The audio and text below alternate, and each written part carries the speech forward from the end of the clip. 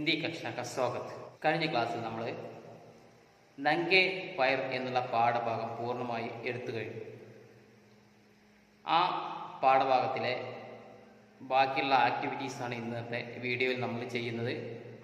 അപ്പോൾ കഴിഞ്ഞ ക്ലാസ്സിൽ നമ്മൾ ഒരു ക്വസ്റ്റിനെ കുറിച്ച് ചർച്ച ചെയ്തിരുന്നു. बेबी ने मन ही मन निश्चय किया कि उस पोस्टमैन को നംഗെ പയർ ചലനെ നഹീ ദിയ, അല്ലേ? ഇനി ഒരിക്കലും ആ പോസ്റ്റ്മാനെ ചെരുപ്പിടാതെ നടത്താൻ അനുവദിക്കുകയില്ല എന്ന് അവൾ മനസ്സുകൊണ്ട് തീരുമാനിച്ചു. ഇങ്ങനെ തീരുമാനിച്ച സമയത്ത് അവൾക്കൊരു വല്ലാത്തൊരു അനുഭൂതി ഉണ്ടായി. ആ അനുഭൂതി ഉണ്ടാവാനുള്ള കാരണം എന്താണെന്നാണ് ചോദിച്ചത്. ഓക്കെ, ഇനി അതിലുള്ള ബാക്കി ക്വസ്റ്റ്യനിലേക്ക് വരാം. അതിലേറ്റവും പ്രധാനപ്പെട്ട ചില ക്വസ്റ്റ്യൻസിനെ കുറിച്ചിട്ടാണ് നമ്മൾ ഇന്ന് പറയുന്നത്. ടെക്സ്റ്റിൻ്റെ ബാക്കിൽ കാണാം വളരെ ഇമ്പോർട്ടൻ്റ് ആയിട്ടുള്ള ഒരു ക്വസ്റ്റ്യൻ. പേജ് നമ്പർ 56 നോക്കുക. പോസ്റ്റ്മാൻ की आवाज उसके कानों में आई पर फर्श पर टाक गिरने की आवाज सुनाई नहीं दी.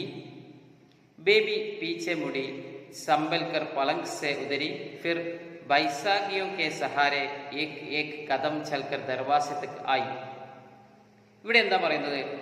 പോസ്റ്റ്മാൻ की आवाज उसके कानों में आई. പോസ്റ്റ്മാൻ്റെ ശബ്ദം അവളുടെ ചെവിയിൽ കേട്ടു. पर फर्श पर टाक गिरने की आवाज सुनाई नहीं दी. എന്നാൽ തറയിൽ കത്ത് വീഴുന്ന സൗണ്ട് അവൾ കേട്ടില്ല. ബേബി പീച്ചെ മുടി, ബേബി പിന്നിലേക്ക് തിരിഞ്ഞു. സംബൽക്കർ പളങ് സെ ഉതരി, കട്ടിലിൽ നിന്നും പതുക്കെ എണീറ്റു. ഫിർ ബൈസാഖിയോं के सहारे एक एक कदम चलकर दरवाजे तक आई. പിന്നീട് ഊണുവടിയുടെ അവളുടെ കയ്യിൽ ആ വടിയുടെ സഹായത്തോടെ ഓരോ സ്റ്റെപ്പ് വെച്ച് അവൾ മുന്നോട്ട് വാതിൽ ലക്ഷ്യമാക്കി നടന്നു. ഇത് ആ പാഠഭാഗത്തിലെ പ്രധാനപ്പെട്ട ഒരു സെന്റൻസ് ആണ്. അതിന്റെ താഴെ നോക്കൂ. ബേബി ഹർ ബാത് കാ സൂക്ഷ്മ നിരീക്ഷൺ കർത്തി. ബേബി ഓരോ കാര്യവും സൂക്ഷ്മമായിട്ട് വിലയിരുത്തുന്നുണ്ട്, നിരീക്ഷണം നടത്തുന്നുണ്ട്. ഉസ്കെ മുതാബിക് വ്യവഹാർ ബി കർത്തി. അതിനനുസരിച്ചിട്ട് അവൾ പ്രതികരിക്കുന്നുണ്ട്. നിരീക്ഷിക്കുക മാത്രമല്ല, അതിനനുസരിച്ച് പ്രതികരിക്കുന്നുണ്ട്. അതാണ് മുകളിൽ പറഞ്ഞ സാധനം. ഒരു ഉദാഹരണം നോക്കൂ. പോസ്റ്റ്മാൻ की आवाज उसके कानों में आई पर टाक के गिरने की आवाज सुनाई नहीं. പോസ്റ്റ്മാന്റെ ശബ്ദം ചെവികളിൽ കേട്ടു, എന്നാൽ തറയിൽ കത്ത് വീഴുന്ന സൗണ്ട് കേട്ടിട്ടില്ല. ഇതാണ് അവൾ നിരീക്ഷിച്ചത്. അതിനവൾ പ്രതികരിച്ചത് എങ്ങനെയാണ്? ബേബി ബൈസാഖിയോं के सहारे दरवाजे तक आई. ബേബി ഊണുവടിയുടെ സഹായത്തോടെ ഈ വാതിൽ ലക്ഷ്യമാക്കി നടന്നു. ഇങ്ങനെയാണ് അവൾ ഇതിനോട് പ്രതികരിച്ചത്. നിങ്ങളും താഴെ ഒരു 5 സെന്റൻസ് തന്നിട്ടുണ്ട്. ഈ പറഞ്ഞ കാര്യങ്ങളോട് നിങ്ങൾ എങ്ങനെയാണ് പ്രതികരിക്കുക എന്നാണ് നിങ്ങൾ എഴുതേണ്ടത്. അപ്പോൾ എഴുതുമ്പോൾ 2 എഴുതണം. ഇവിടെ ഒരു സൈഡ് മാത്രമാണ് തന്നിട്ടുള്ളത്. ലിഖേം ഇൻകി ആപ് കി പ്രതിക്രിയ. നിങ്ങൾ എങ്ങനെയാണ് ഇതിനോടൊക്കെ പ്രതികരിക്കുക എന്നുള്ളതാണ്. നോക്കാം. രസോയി സെ ഗാനെ കി മഹക് ആ രഹി ഹെ. 1. 2. ദസ്തക് ദേനെ കി ആവാസ് ആ രഹി ഹെ. 3. സ്കൂൾ മേ ഗണ്ടി ലംബി ബജ് രഹി ഹെ. 4. बादलों के गरजने की आवाज आ रही है. लास्ट वन, कोई दोस्त पुकार रहा. ഒന്നാമത് നോക്കൂ. രസോയി സെ ഗാനെ കി മഹക് ആ രഹി ഹെ. അടുക്കളയിൽ നിന്ന്, രസോയി എന്നാണ് അടുക്കള, അടുക്കളയിൽ നിന്നും കിച്ചണിൽ നിന്നും ഭക്ഷണത്തിന്റെ ഗന്ധം വരുന്നുണ്ട്. നിങ്ങൾ എന്താണ് പ്രതികരിക്കുക? 1. അടുത്ത ദസ്തക് ദേനെ കി ആവാസ് ആ രഹി. വാതിലിങ്ങനെ ആരോ മുട്ടുന്ന സൗണ്ട് കേൾക്കുന്നുണ്ട്. ദസ്തക് എന്ന് പറഞ്ഞാൽ മുട്ടുക എന്നാണ്. മുട്ടുന്ന സൗണ്ട് കേൾക്കുന്നുണ്ട്. 3. School may ഗണ്ടി ലംബി Butch രഹി. സ്കൂളിൽ നിന്നും ഫസ്റ്റ് ബെല്ല് അടിക്കുന്നുണ്ട്, നീളത്തിൽ അടിക്കുന്നുണ്ട്. അതാണ് ലംബി ബച്ച്, ഒരുപാട് സമയം അടിക്കുന്നുണ്ട്. ബാദലോ കെ ഗർജനെ കി ആവാസ് ആ രഹി. ഇടിയും മിന്നും ഒക്കെ എറിയുന്നുണ്ട്, ഇടി വെട്ടുന്നുണ്ട്, മിന്നെറിയുന്നുണ്ട്. ഈ സമയത്ത് നിങ്ങൾ എന്താണ് ചെയ്യുക? കോയി ദോസ്ത് പുക്കാർ രഹ. ഏതോ ഒരു സുഹൃത്ത് നിങ്ങളെ വിളിച്ചുകൊണ്ടിരിക്കുന്നുണ്ട്. തും ക്യാ കരേ, നിങ്ങൾ എന്ത് ചെയ്യും? ഇതാണ് നിങ്ങളുടെ പ്രതിക്രിയയാണ് അവിടെ എഴുതി വെക്കേണ്ടത്. ഓക്കെ, അപ്പോൾ എഴുതുമ്പോൾ ഫസ്റ്റ് ഇത് എഴുതണം, എന്നിട്ട് നിങ്ങളുടെ പ്രതികരണം എന്താണെന്നുള്ളത് അതിൻ്റെ സൈഡിൽ അപ്പുറത്ത് എഴുതണം. ഇനി ഡയറിയാണ്. നമ്മൾ കഴിഞ്ഞ ഫസ്റ്റ് ചാപ്റ്ററിലൊക്കെ എഴുതിയിട്ടുള്ള ഒരു ഡയറി ഇവിടെയും വന്നിട്ടുണ്ട്. ഇത് എക്സാം ബേസ്ഡ് ആയിട്ടുള്ള ഒരു ക്വസ്റ്റ്യൻ ആണ്. നോക്കുക. बेबी ने मन ही मन निश्चय किया कि वह उस पोस्टमैन को नंगे पैर चलने नहीं देगी. ബേബി മനസ്സുകൊണ്ട് ഉറച്ച തീരുമാനം എടുക്കുകയാണ്, ഇനി ഒരിക്കലും ആ പോസ്റ്റ്മാനെ ചെരുപ്പിടാതെ നടത്തിക്കില്ല എന്ന് അവൾ മനസ്സുകൊണ്ട് തീരുമാനിക്കുന്നു. യഹ് തയ് കർത്തേ ഹി ഉസെ സുഖദ് അനുഭൂതി ഹുയി. ഇത് ചിന്തിച്ചപ്പോൾ തന്നെ അവൾക്ക് വലിയ നല്ല സുഖകരമായ ഒരു അനുഭൂതി ഉണ്ടായി. സോച്ചെ, ചിന്തിക്കൂ, ഉസ് ദിൻ ബേബി കെ മൻ മേ കോൻ കോൻ സെ വിചാർ ആയേ ഹോംഗെ.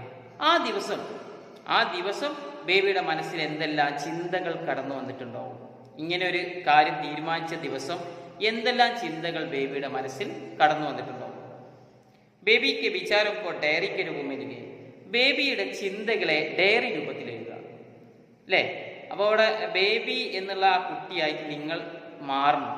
അപ്പോൾ സ്വാഭാവികമായിട്ട് ബേബി ഇങ്ങനെ ചിന്തിച്ചു, ബേബി മനസ്സുകൊണ്ട് പറഞ്ഞു എന്നല്ല, ഞാൻ ഇങ്ങനെ ചിന്തിച്ചു, ഞാൻ മനസ്സുകൊണ്ട് വിചാരിച്ചു എന്നൊക്കെയുള്ള രീതിയിൽ എഴുതണം. ബേബി ആയിട്ടാണ് നിങ്ങൾ ഡയറി എഴുതുന്നത്.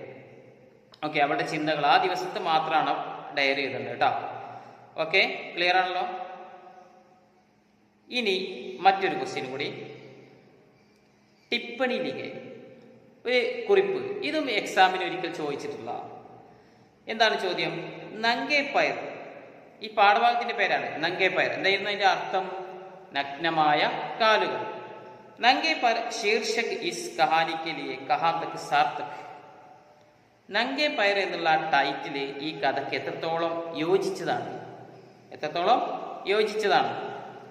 അപ്പിന മത്ത് സ്പഷ്ട കർത്തേ ഹുയേ ഏക ടിപ്പണി ലിഖേ. നിങ്ങളുടെ മത്ത് എന്ന് പറഞ്ഞാൽ അഭിപ്രായം. നിങ്ങളുടെ അഭിപ്രായം വ്യക്തമാക്കിക്കൊണ്ട് ഒരു കുറിപ്പ് എഴുതുക. അപ്പം ഇവിടെ നിങ്ങളുടെ അഭിപ്രായമാണ് ഏറ്റവും പ്രധാനം. ഈ നംഗേ പയർ എന്നുള്ള ടൈറ്റിൽ ഈ കഥയ്ക്ക് എത്രത്തോളം യോജിക്കുന്നുണ്ട് എന്നാണ് നിങ്ങളുടെ അഭിപ്രായത്തിൽ എഴുതേണ്ടത്. ഓക്കെ, ഇനി ചോദ്യമല്ലാത്ത ചില ചിന്തിക്കേണ്ട, മനസ്സിലാക്കേണ്ട 3 കാര്യങ്ങൾ ഇവിടെ തന്നിട്ടുണ്ട്. ഏറ്റവും പേജ് നമ്പർ 57 ഏറ്റവും താഴെ കാണാം. സോച്ചെ, എന്താണ് അവർ നമ്മളോട് ചിന്തിക്കാൻ പറഞ്ഞത്? നംഗേ പയർ കഹാനി കി ബേബി ഗർ കെ അക്കേലാപ്പൻ രഹ്നെ കോ ക്യോ മജ്ബൂർ. എന്തുകൊണ്ടാണ് ഈ നംഗേ പയർ എന്നുള്ള കഥയിലെ വീട്ടിൽ ഒറ്റപ്പെട്ടിരിക്കേണ്ട ഒരു അവസ്ഥ ബേബിക്ക് ഉണ്ടായത്? ചിന്തിച്ചു നോക്കാണ്. അടുത്ത ഇസി കഹാനിക്ക നയ പോസ്റ്റ്മാൻ ക്യോം നംഗേ പയർ ചൽത്താ ഹൈ. ഈ കഥയിലെ പുതിയ പോസ്റ്റ്മാൻ എന്തുകൊണ്ടാണ് ചെരുപ്പിടാതെ നടക്കുന്നത്?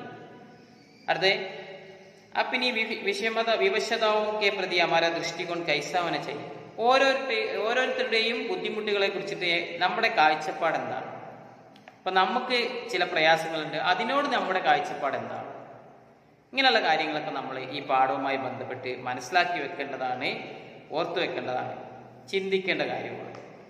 ഓക്കെ, ഇനി ഈ പാഠഭാഗത്തിൽ വരുന്ന 2 പ്രധാനപ്പെട്ട ക്വസ്റ്റ്യനാണ്. ഒന്ന് വിശേഷണ വാക്കുകളും മറ്റൊന്ന് വർത്തമാന കാലത്തിലെ ചില ക്രിയകളുടെ രൂപവും. ഇത് രണ്ടും നമുക്ക് വാട്സപ്പിലൂടെ ആ ക്വസ്റ്റ്യൻസിനെ പരിചയപ്പെടാം. അപ്പോൾ സ്വാഭാവികമായിട്ടും ഈ കഥ ഇവിടെ അവസാനിക്കുകയാണ്. ഇനി കഥയിൽ ചില 1-2 ക്വസ്റ്റ്യനൊക്കെ ബാക്കിയുണ്ടാവും.